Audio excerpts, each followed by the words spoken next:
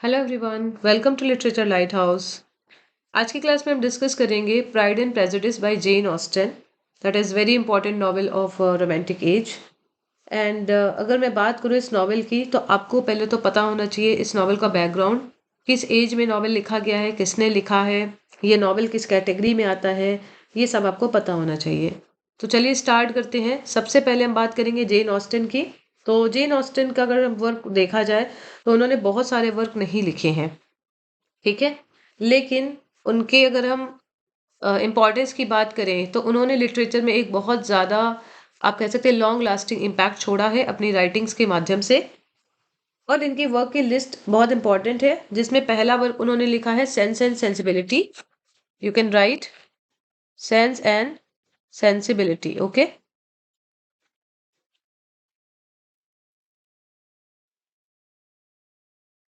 Next work उन्होंने लिखा है प्राइड एंड प्रेजुडिस, जिसकी हम आज डिस्कशन करेंगे। और आपको ईयर याद रखना है, 1811 में ये पब्लिश होता है sense and sensibility. Pride and prejudice publish होता है 1813 में।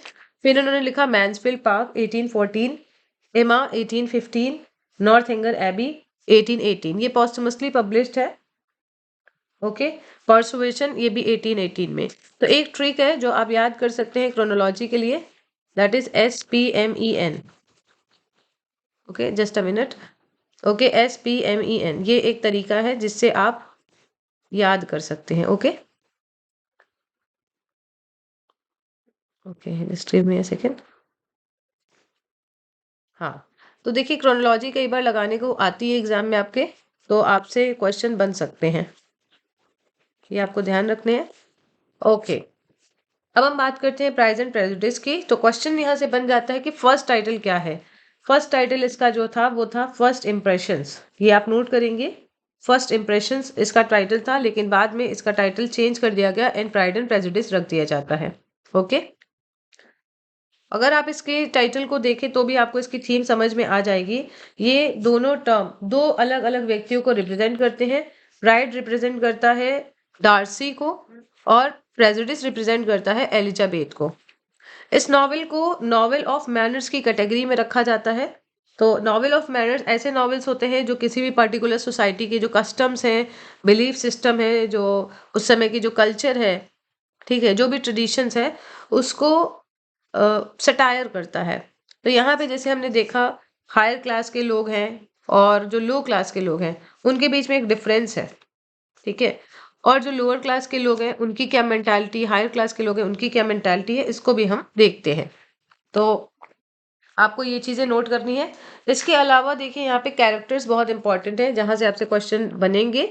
जब भी आप नॉवेल से क्वेश्चंस लिखेंगे तो आपको प्रॉपर स्टोरी पता होनी चाहिए और प्रॉपर आपको कैरेक्टर भी पता होने चाहिए। अगर आपको स्टोरी नहीं पता है, आपको कैरेक्टर नहीं पता है, तो फिर आप लिखेंगे कैसे? तो ये आपको समझना है। तो आपकी हेल्प के लिए मैं आपको कुछ पॉइंट्स बताती हूँ। जैसे इसमें इंपॉर्टेंट जो कैरेक्टर है वो है फर्स्ट फिट्ज विलियम डार्सी, ठीक है। पहली है एलिजाबेथ, सेकंड है डार्सी। तो एलिजाबेथ नॉवेल की प्रोटोगोनिस्ट है और बहुत इंटेलिजेंट है, और बेनेट सिस्टर में सबसे ज़्यादा सेंसिबल है।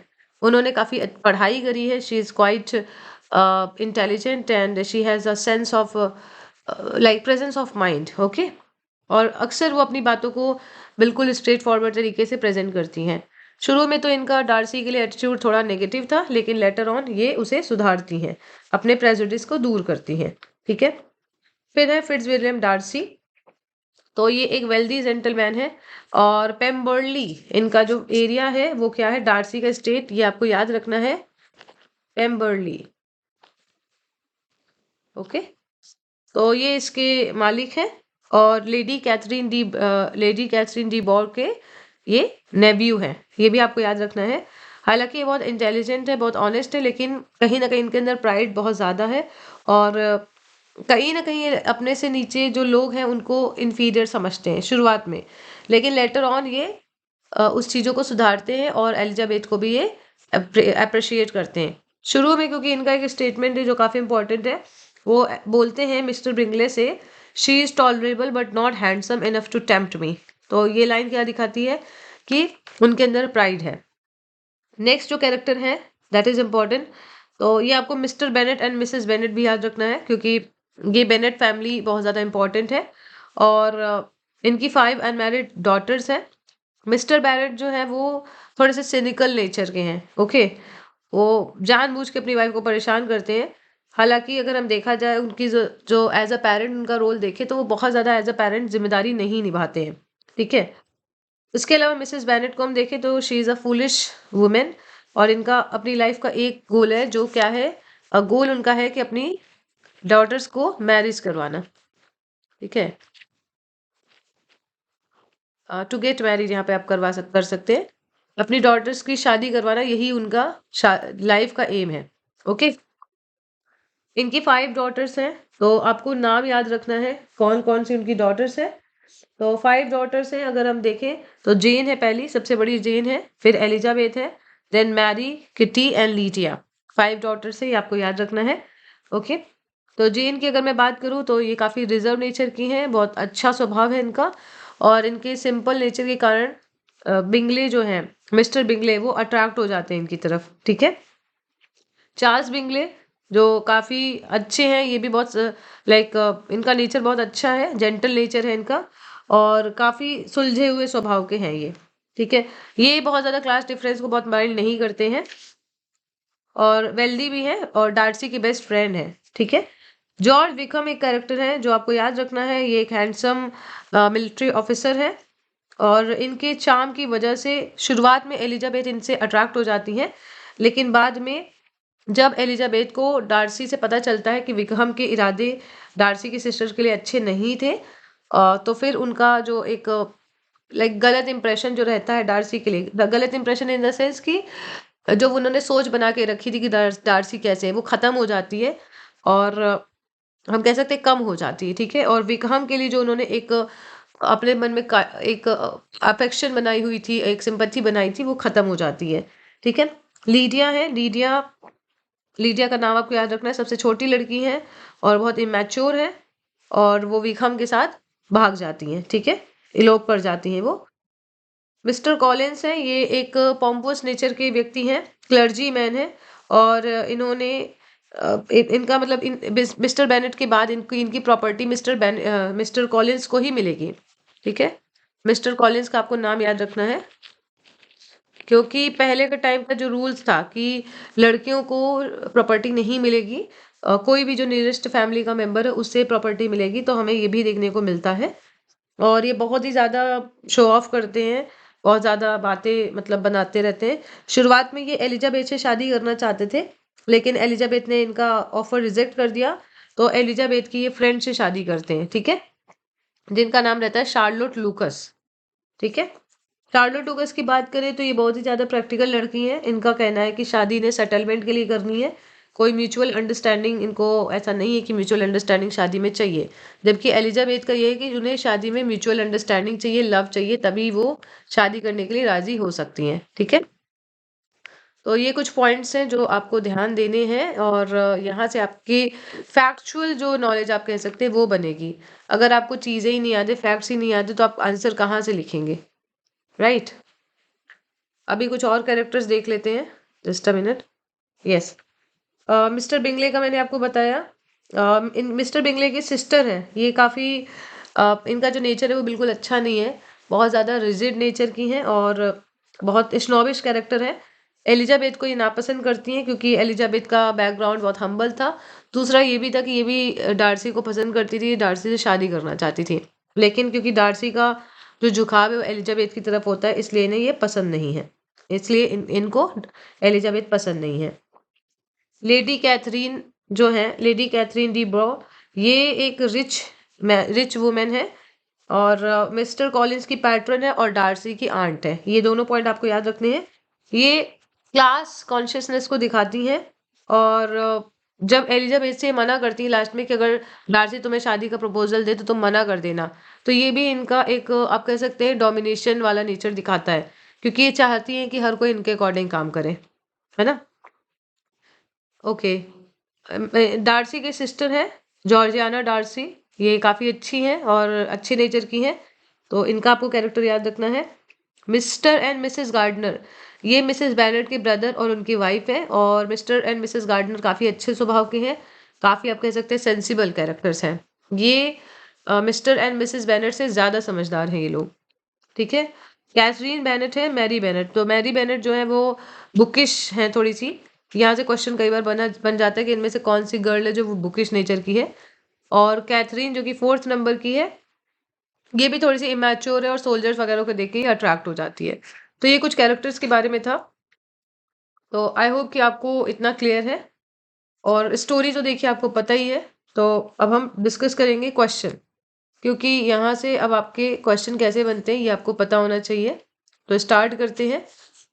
फर्स्ट ऑफ ऑल आपको कुछ पॉइंट्स और नोट करने हैं that this novel was published in the year 1813 and this novel is also known as a novel of manners. इसकी हम बात करेंगे। लिटरेरी पीरियड क्या है? रोमांटिसिज्म। आप लिटरेरी पीरियड रोमांटिसिज्म याद रखिए। Genre novel of manners. Setting आपको याद रखनी है, हार्टफोर्डशायर, लंदन, पेमवर्ली, ये सारी इंग्लैंड में ही है, ठीक है? कई सारे प्लेसेस का नाम आता है, ये आपको याद रखना है, जैसे नेदरफील्ड पार्क, लॉन्गबॉर्न, पेम्बर्ली, ये सब आपको जगह याद रखनी है, ठीक है? ड्यूरिंग द नेपोलियन वॉर्स ये सेटिंग है। प्लॉट समरी आप शॉर्ट में देखिए जरा। That this novel revolves around issues of marriage, class, morality, and misunderstanding in early 19th century English society. Opening situation क्या थी? यहाँ से लाइन अक्सर पूछी जाती है और ये आपको कोटेशन एकदम याद होना चाहिए। It is a truth universally acknowledged that a single man in possession of a good fortune must be in want of a wife. ठीक है, शुरुआत में ये लाइन बोली गई है और ये पूछा जाता है कि ये लाइन किसने बोली है? तो ये नैरेटर ने लाइन बोली है और यहाँ पे दिखाया जाता है कि मिसेस बेनेट अपनी 5 डॉटर्स को लेके बहुत ज़्यादा एंग्शियस है उनकी शादी कराने के लिए। Jane, Elizabeth, Mary, Kitty and Lydia. और फैमिली स्टेट लॉन्गबर्न जो कि आप कह सकते हैं हमेशा फीमेल लाइन से अवे है, उसके कारण ये बहुत ज़्यादा टेंशन में रहती हैं, ठीक है? फिर क्या होता है, बिंगले एंड डार्सी अराइव करते हैं, ओके? मिस्टर बिंगले कौन है? एक वेल्दी एंड एमिएबल जेंटलमैन है और ये नेदरफील्ड पार्क आते हैं अपने फ्रेंड मिस्टर डार्सी के साथ। बिंगले को हर कोई तुरंत ही पसंद करने लगता है। हालांकि डार्सी जो है वो काफ़ी प्राउड एंड अलूफ महसूस करते हैं क्योंकि इन्होंने एलिजाबेथ के साथ डांस करने को मना कर दिया। उनको इंसल्टिंग महसूस होता है एलिजाबेथ को। लेकिन फिर हम देखते हैं कि धीरे धीरे चीज़ें सही होती हैं। जेन बेनेट और बिंगले के बीच में कुछ म्यूचुअल अफेक्शन डेवलप होते हैं और एलिजाबेथ के मन में डार्सी के लिए एक नेगेटिव ओपिनियन आ जाती है क्योंकि उसके एरोगेंस और जेन की मैरिज में उसका जो इंटरफेरेंस रहता है वो एलिजाबेथ को पसंद नहीं आता है, ठीक है? अब हमें पता चलता है कि यहाँ पे मिस्टर विकहम आए हैं। मिस्टर विकहम जो कि एक चार्मिंग ऑफिसर हैं, वो आते हैं और एलिजाबेथ से डार्सी के बारे में बहुत ही ज़्यादा उल्टी सीधी बातें करते हैं, ठीक है? इनका कहना रहता है कि डार्सी ने इनके साथ अच्छा नहीं किया है और इनके कारण इनको पैसे भी नहीं मिल पाए फैमिली से। तो फिर धीरे धीरे हम देखते हैं कॉन्फ्लिक्ट्स क्रिएट होते हैं, मिसअंडरस्टैंडिंग क्रिएट होती हैं और एलिजाबेथ को ऐसा लगता है कि डार्सी ने बिंगले और जेन को जानबूझ के अलग कर दिया है और उन्होंने ये बोला है कि जेन जो है वो बहुत ज़्यादा अच्छी नहीं है और बेनेट फैमिली इंफीरियर है सोशली, इसलिए जेन को इन्होंने बोला है कि उन्हें तो कोई इंटरेस्ट ही नहीं है, शादी में इंडिफरेंट है, ऐसा बोल के। तो जब एलिजाबेथ को ये बात पता चलती तो वो और ज़्यादा गुस्सा हो जाती हैं। डार्सी के मन में एलिजाबेथ के लिए फीलिंग्स आ गई हैं और वो एलिजाबेथ को अप्रोच करते हैं, लेकिन उनका जो प्रपोजल था वो बहुत ज़्यादा पोलाइट हम्बल नहीं था और वो उसे रिजेक्ट कर देती हैं, एक्यूज करती हैं प्राइड और क्रुएल्टी के लिए। धीरे धीरे हम देखते हैं डार्सी के अंदर ट्रांसफॉर्मेशन आते हैं और डार्सी एक लेटर लिखते हैं। वो सब कुछ सिचुएशन एक्सप्लेन करते हैं कि विक्रम किस नेचर का था, उनका क्या नेचर, क्या रीज़न था बिंगले और जेन को अलग करने का।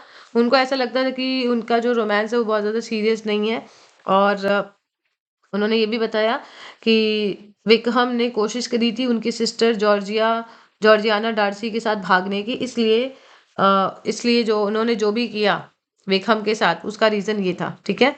बल्कि विक्रम गलत था, वो नहीं थे। तो एलिजाबेथ को अब रियलाइज़ होता है कि उन्होंने गलत थिंकिंग बनाई थी और वो अब दोबारा से डार्सी को रीअसेस करने लगती हैं, मतलब दोबारा से अपनी सोच बनाती हैं, डेवलप करती हैं, ओके? अब लास्ट का सीन जो है वो ये है कि लीडिया जो है वो विक्रम के साथ इलोप कर जाती हैं और इस तरह फैमिली की रेपुटेशन दांव पे लगी हुई है। इसी बीच डार्सी इन सब का जो भी मैटर है इसमें इंटरवीन करते हैं और उन्होंने बेनेट फैमिली को डिसरेस्पेक्ट होने से बचा लिया। तो अब लास्ट का जो सीन है वो क्या है, बिंगले जो है वो शादी करते हैं जेन से और डार्सी दोबारा से प्रपोज करते हैं, बट अब हम्बलनेस के साथ एलिजाबेथ इसे एक्सेप्ट कर लेती हैं। ठीक है, तो नॉवेल खत्म होता है 2 शादियों के साथ, that is based on love, understanding and moral growth.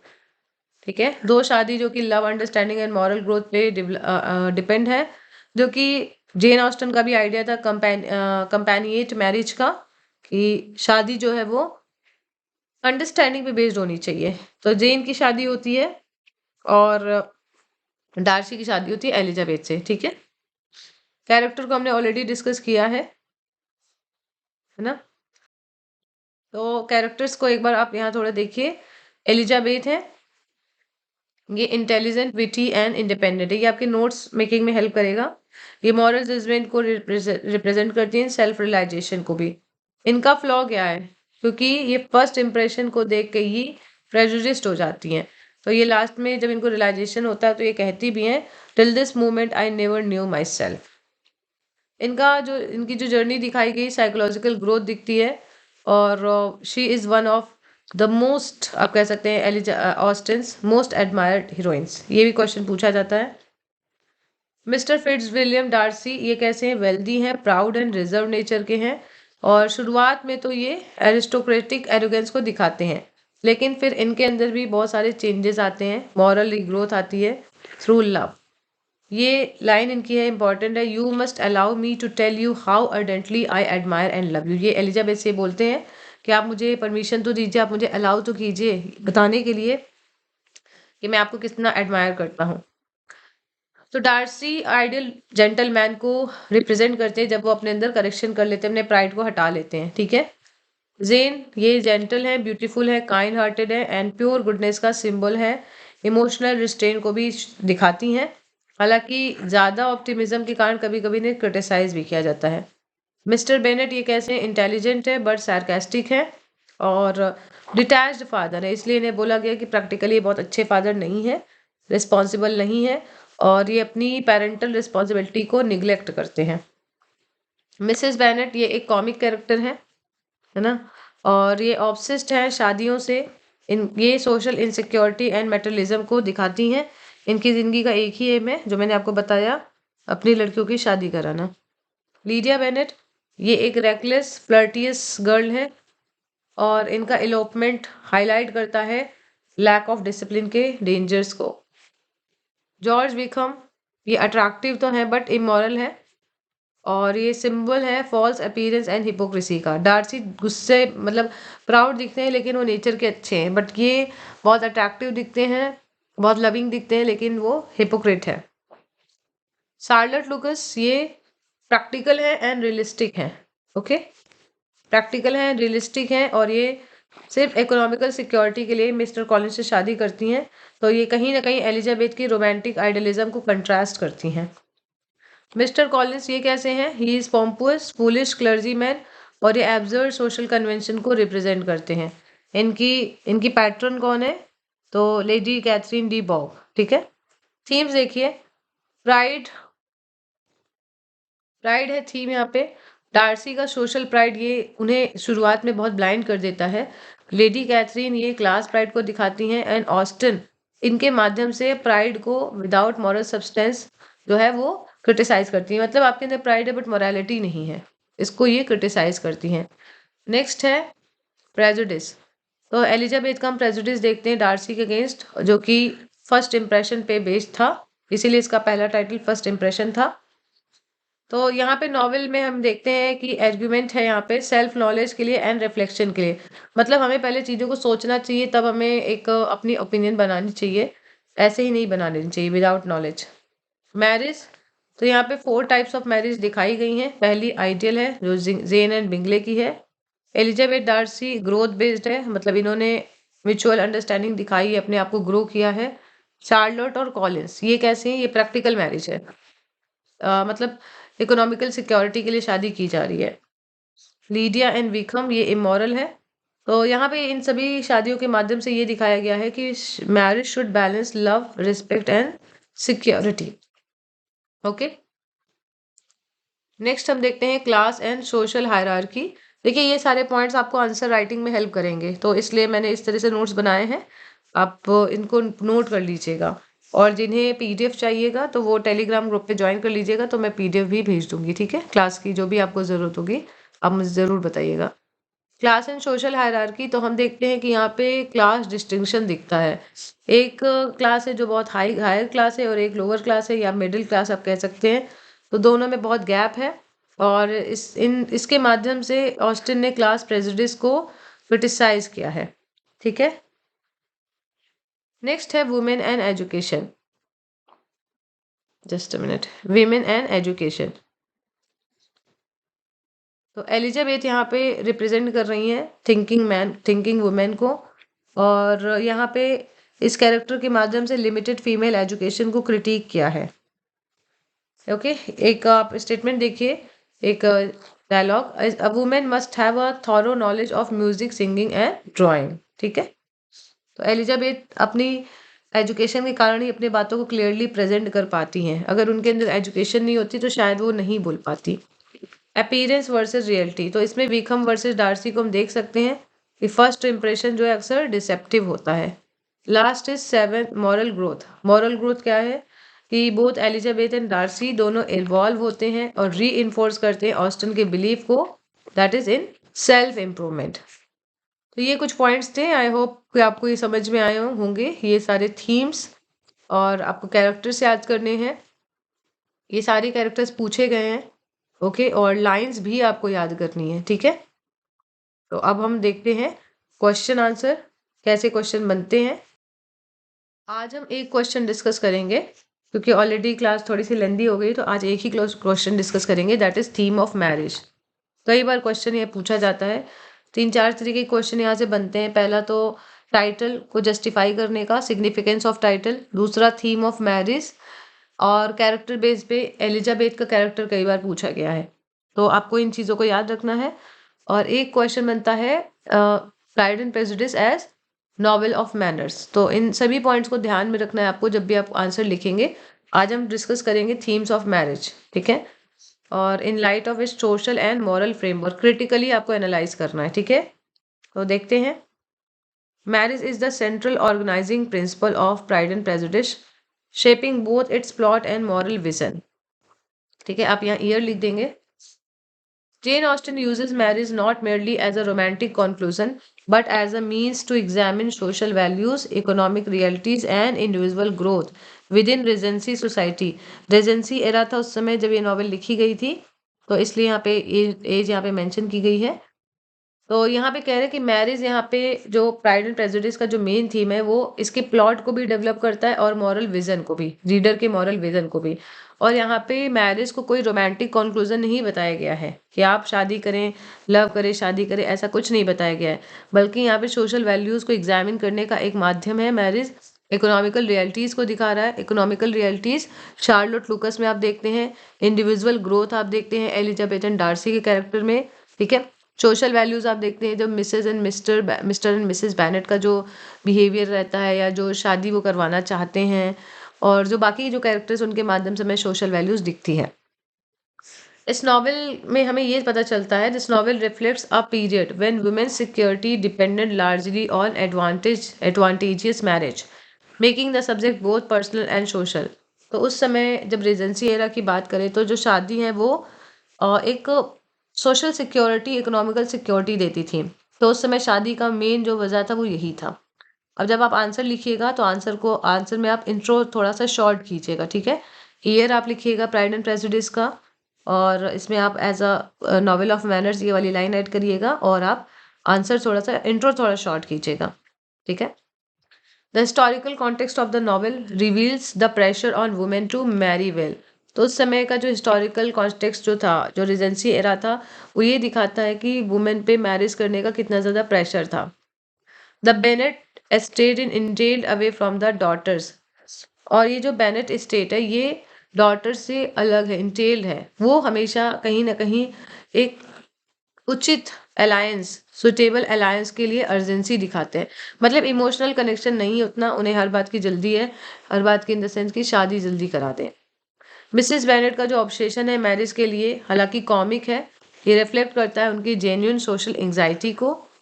और इनके माध्यम से आप देखें तो ऑस्टन ना तो पूरी तरह से कंडेम कर रही है, ना पूरी तरह से इस बात को एंडोर्स कर रही है, ना तो मतलब आप कह सकते हैं अप्रिशिएट कर रही है, ना तो सपोर्ट कर रही है, ना तो कंडेम कर रही है, बल्कि वो एक ब्रॉडर मॉरल फ्रेमवर्क रख रही हैं।